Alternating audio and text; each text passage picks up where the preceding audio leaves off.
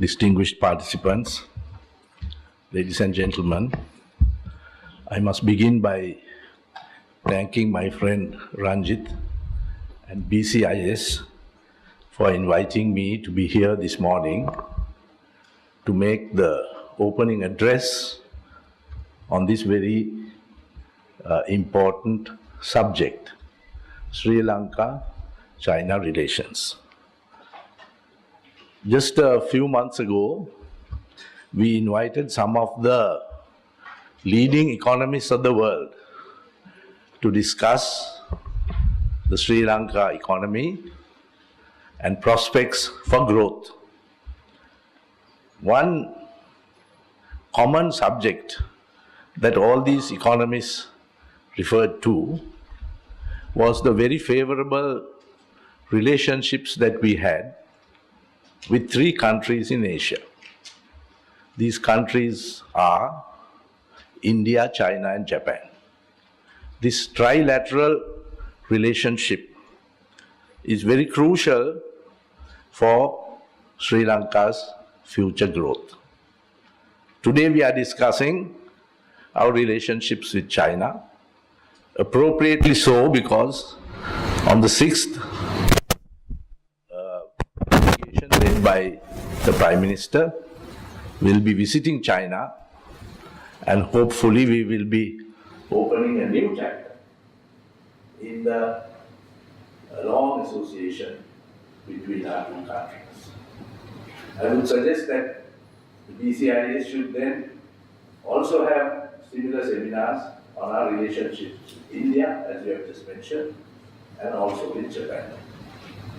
Sri Lanka's relationship, I would say the early relationship with China, is marked by three major events.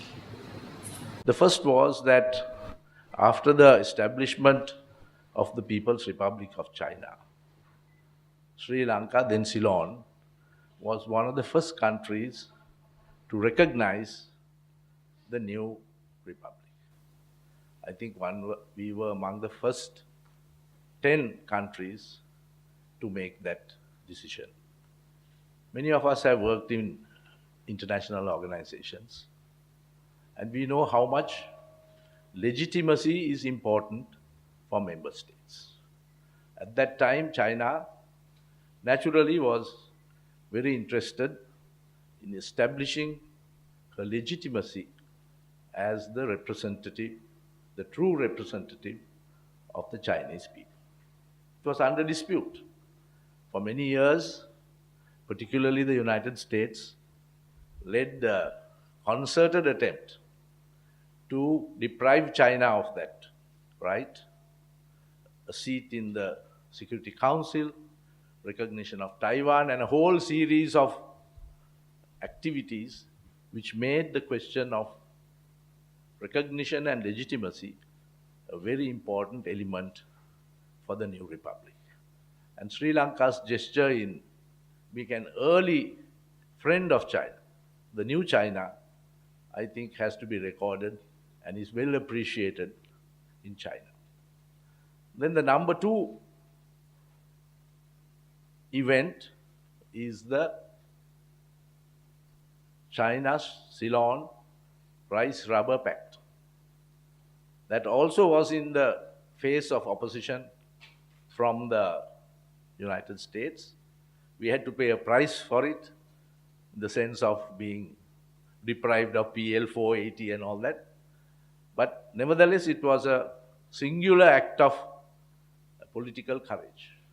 In spite of all those pressures, in spite of a divided cabinet, I must say, Sri Lanka went ahead and signed that agreement at a time when rubber was recognized by the United States Congress as a strategic material. All those prohibitions came because rubber was recognized as a strategic material at that time. Then the third, I believe, was the setting up of our mutual relationships leading to the establishment of embassies.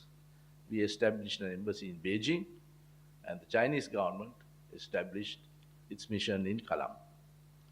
Subsequently, of course, there was Madam Sirimao Bandaranaike's mediation efforts. So these are milestones in our relationship with China, which is well recognized. If we come to modern times, I don't want to go through this whole narrative of the flip-flops of Chinese policy.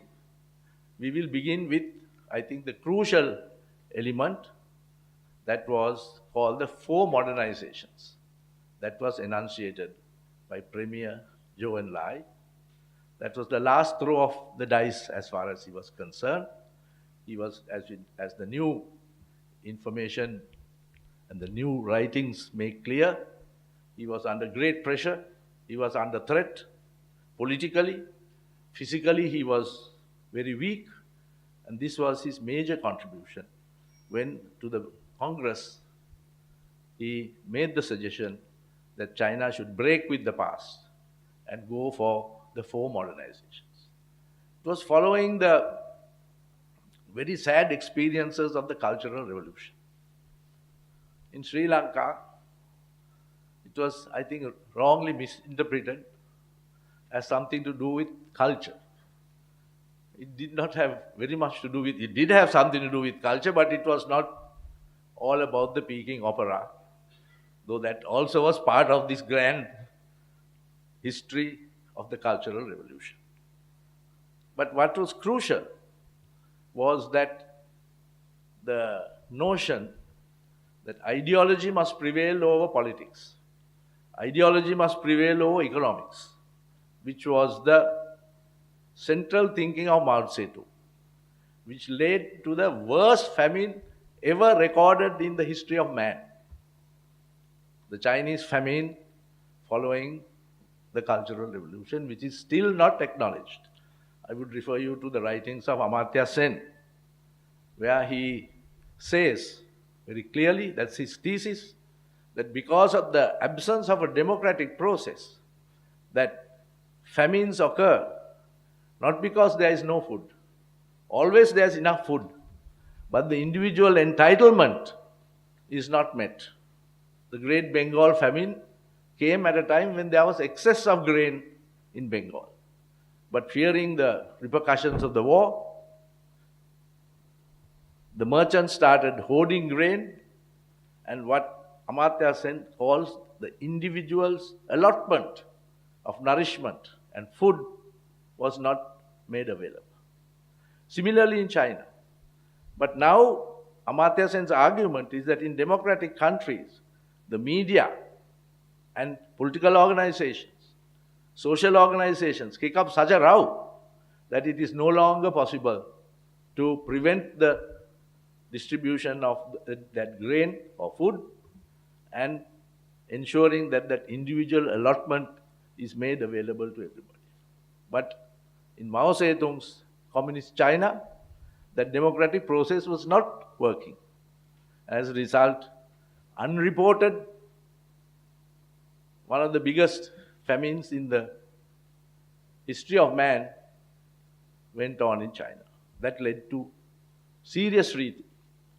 That is to a great tribute to the leaders of the Communist Party, that there was an internal discussion, there was acrimonious discussion, but finally the modernists, led by by Zhou Enlai, prevailed. And after the four modernizations, China was set on the path, particularly by Deng Xiaoping, whose statement encapsulated the overturning of ideology over economics theory. He said, I don't give a damn whether the cat is red, black or white, as long as it can catch mice. So that is the pragmatic policy that was followed by the Chinese leaders. Whether it is a black cat or a white cat or a cat of undescribable color is of very little consequence. It must do its main job, and that is to catch mice. So that was the thinking which led to the emergence of market economics in China. And that is where we can learn from them and we can understand. Because in economics, there are two concepts that nobody can ever overturn. One is the notion of comparative advantage. Unless a country recognizes and builds on its comparative advantage, it has no chance in the market economy. The number two factor, which is very clear in the Chinese example, is the notion of cost of production. Inbuilt in the notion of comparative advantage is the notion of cost of production. So unless countries can ensure that we are competitive through the use of our comparative advantage to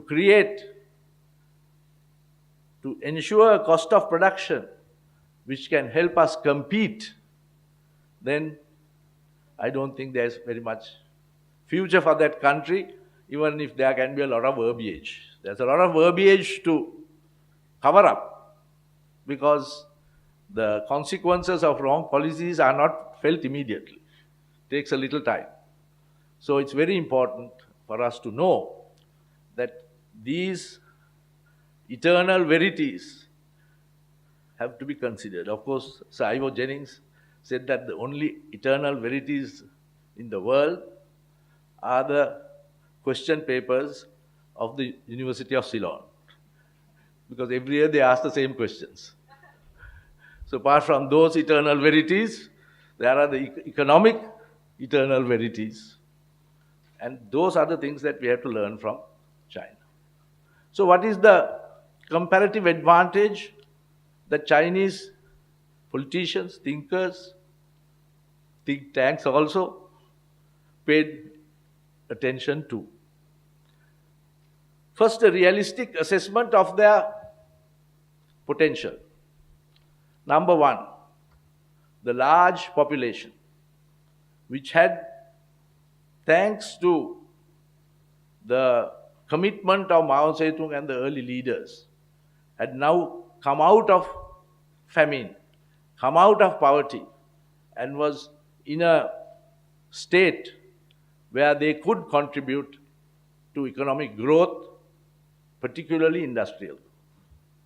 So that was the first step, that investment, the social investment, was converted into a marketable workforce. And that workforce was comparable to any workforce in the world in their dedication, in their discipline, in their hard work.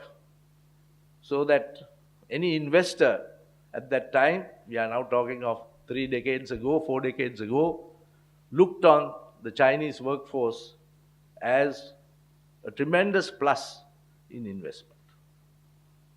Can we do that in Sri Lanka today? That is a question that BCIS must ask. Then, number two, they made a very clear decision. We must have foreign investment. We cannot have a domestic surplus which can be invested in infrastructure growth.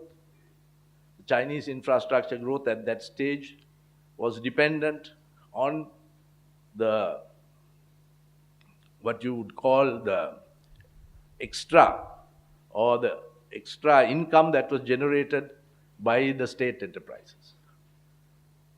They were costed in such a way that there was a surplus, and the surplus was appropriated by the state for use in infrastructure development and not frittered away like in Sri Lanka, in giving various perks to their workers and no contribution whatsoever to the general treasury. In fact, it was the reverse process. The general treasury was financing these fellows, these incompetent SOEs. So what has happened in Sri Lanka is the exact opposite of what happened in China, even in the worst time, when the state-owned enterprises were giving their surplus to the state so that they could invest in infrastructure In Sri Lanka, it has always been the other side, where the hard-earned tax money has to be handed over to these state-owned enterprises. And of late, we have created the worst of such state-owned enterprises called Sri Lankan Airlines, which is a bottomless pit. It owes $1 billion US. Every flight employs 360 workers. So you can imagine that if you look at one of the worst managed state enterprises in the whole history of the world economy, I think Sri Lankan Airlines will be in the top 10. So we have to do something about it. It's a bottomless pit. Even at the worst of times in China, it was not there. But that type of surplus coming from their domestic institutions, corporations, catering to a very small market of people with surplus incomes was not feasible. So they took a decision, we must have foreign investment. Not foreign investment in small, piddling little accounts, but massive foreign investment. So that today the Chinese economy is driven largely, at least today, I'll discuss the current changes a little later, largely by foreign investment.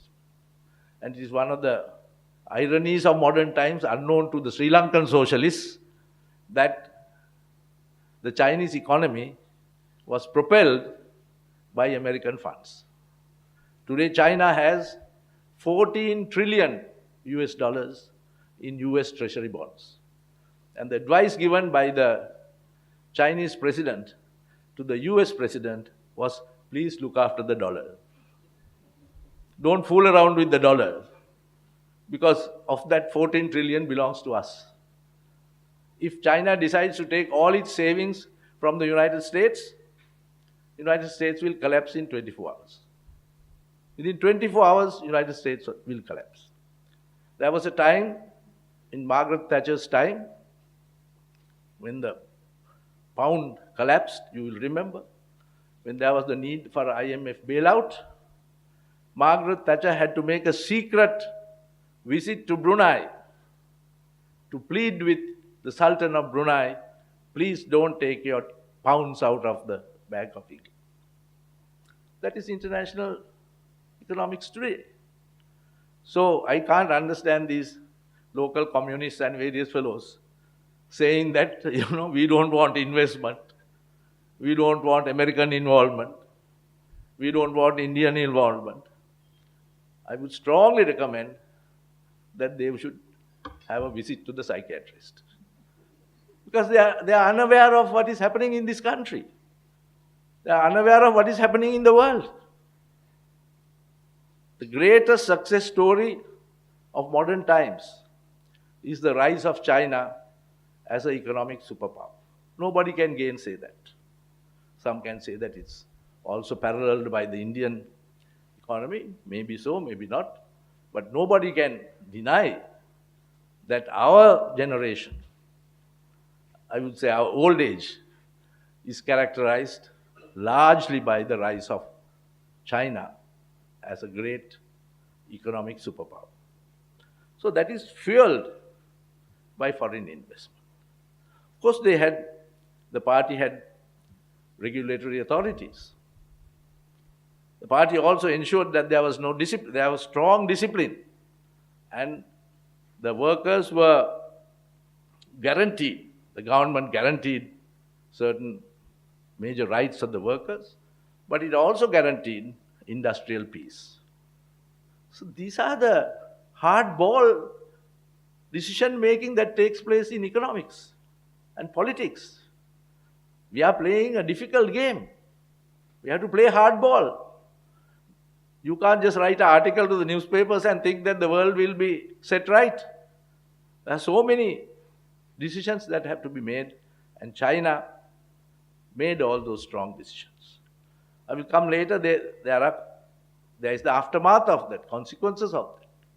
But the result was that China became not only the leading growth center in Asia, but the main motor of global growth when the industrial world was declining. In fact, very many do not know that the two are interrelated. The decline of the advanced industrial countries is linked to the super growth of China. Because what has happened? The American consumer finds it much cheaper to buy his car, to buy his food, buy his contaminated milk, everything from China. So that every day factories were closing in the United States. Everybody, I think, should know that Barack Obama's victory, the very first time, was due to his victory in Ohio. Ohio was the swing state. And Ohio was the only state in which the government had invested funds during the downturn to prevent the closing down of factories. Those are the internal mechanisms, the internal dynamics of economic growth which have to be studied seriously. It cannot be settled by just slogans or arguments or even seminars. So this is the hardball economics that China played. Now, that period of growth is over. That period of 3 years of 10% GDP growth is a phenomenon unknown to man. That type of growth on that scale, with the largest population in the world, I think is a great tribute to humankind. That the humankind can produce leaders of the type in China, could guide, I think, 1/6 of the world's population. I'm not sure the exact, 1/8 or 1/6 of the population, within a space of 3 decades, to making it a global economic superpower. I think it's a great tribute to humankind. And now what has happened? I don't want to go into all the details, but the latest situation is that that type of market, especially the external market, is no longer available. Another decade of that level of Chinese growth would have meant the collapse of the American economy.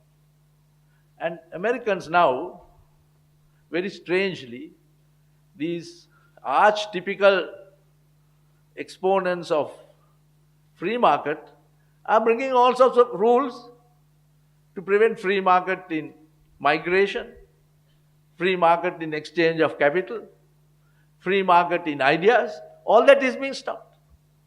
Today, America is becoming one of the most protectionist countries in the world. Can you imagine Trump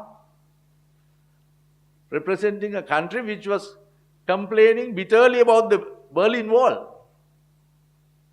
Ambassador Kasichet, you were there when it crumbled, wasn't it? Complaining bitterly, making a big propaganda show of the Berlin Wall. Those days we were very lucky. I was director of information. When 1 week I get an invitation from West Berlin, I could be dead sure that within 2 weeks I get another invitation to East Berlin. So this was the game, the Cold War game that was going on. Not anymore. Today Trump is suggesting building a wall all along the Mexican border. And unlike the poor East Germans, he is suggesting that the Mexicans should pay for the wall. That will keep Mexicans from coming into America. So this is the type of lunacy that we are confronted with. So be that as it may, protectionism, whatever people may say and whatever professors may write, has made a big comeback because of the expansion of China and the sheer fear, no other word, sheer funk of the American economy that it will be overwhelmed. So there are all sorts of tariff regulations, all sorts of regional arrangements. Now there's the Pacific Treaty Organization. They are going to have the trade relationship. All that, why? To contain the Chinese expansion, of course, followed by smaller Vietnam expansion, Indian expansion, and all that. So in that situation, with the depression of oil prices and the depression of the demand, particularly from Chinese who were led into that trap of depending entirely on an external market, now they are having a problem. But they have a way out of that problem by reducing growth, but looking more inwards, because China, unlike us, has a large domestic market. And the implications of the Shenzhen model, and I'll tell you an anecdote, which some of you know. Do you know that President Jiang Zemin, he came to Sri Lanka to study a BOI. For 2 weeks he was in Sri Lanka when he was an engineer sent by Deng Xiaoping. Go and study the free trade zone in Sri Lanka. On Sri Lanka, he modeled the Shenzhen economic zone. Why did he set up the Shenzhen zone? And I must address all those critics of Hambantota when I give that. Because what they said was, look, we can't develop the whole of China like this. Select a strategic zone which is facing the sea, which has a harbor, which can export our goods, and develop that. And that is the Shenzhen model, where you take a particular area, that will be a country, that Shenzhen is a different country in a sense. It's not rural China, but it fueled a tremendous economic growth. We try to do the same thing in Hambantota. I don't know why they criticize it. Even as a cabinet minister, I had to raise that issue. We are trying to build Hambantota. Now we are coming to that. Actually, in another week, we'll be discussing that. To make Hambantota the biggest strategic investment for Sri Lanka. With an airport, with a harbor, with 100 Chinese factories coming in, already signed up. So Hambantota will be the Shenzhen of Sri Lanka. So these are things that we have to reckon with, we have to think about. And the new Chinese attempts to develop the countryside, because it was coming to a critical situation when people in the rural areas were saying, how is it that we are deprived of this? How is it that we have to get a permit to come to the city? How is it that facilities, how is it that land in the cities were subject to so much of corruption? In China today, corruption is a big issue, because land was being sold by party officials, which is rather significant for all of us today. It rings a bell, because lands were being sold by party officials, high officials, because when you have rapid economic expansion, naturally land becomes a very important commodity. You can't do any building, you can't do any development, you can't think of any urban planning unless you unfreeze land. We have to do three things. We have to unfreeze land, we have to unfreeze labor, and we have to unfreeze capital. Unfortunately, in Sri Lanka, all three are blocked. You have no free access to capital. We have all sorts of welfare schemes that block the labor. And we have bad banking, which prevents capital. So if you have to have growth, you have to follow China and have you have to unfreeze labor, unfreeze land, and unfreeze capital. Unless you are willing to take those steps, it's very difficult to think of rapid economic growth. So these are some of the lessons of China. Finally, I must say, it's a tremendous success story. The way Chinese leaders of different movements, sometimes they may be of the left, sometimes of the right, sometimes of the center, they have all acted with tremendous responsibility and tremendous vision. Within their ideology, they have done their best. And they have made China one of the leading economies in the world. And as you know, economics also leads to politics. And Sri Lanka is genuinely and very sincerely, I say this, very lucky to have China as a firm friend. Right from the beginning, from the time we entered into the Rice Rubber Pact, never once have we had any misunderstandings with China. Never once have we had conflict, or I think never once have we have ever voted separately from China. Then don't you think so? Except perhaps on the Falklands issue. I think it was only on the Falklands issue that we were not in the same camp. I may be wrong, but that's the impression I had. But apart from all others, on main issues, I think we work together, we have shared our thoughts together, and Sri Lanka has always had the benefit of good relations with China, and I have no doubt whatsoever that it will continue. Thank you very much.